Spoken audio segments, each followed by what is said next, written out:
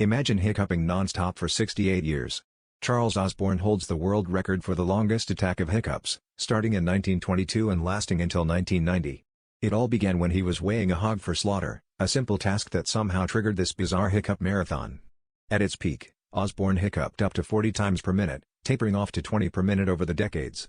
Despite this relentless rhythm, he lived a relatively normal life, marrying twice and having 8 children. Doctors were baffled by his condition, with various treatments attempted but none successful.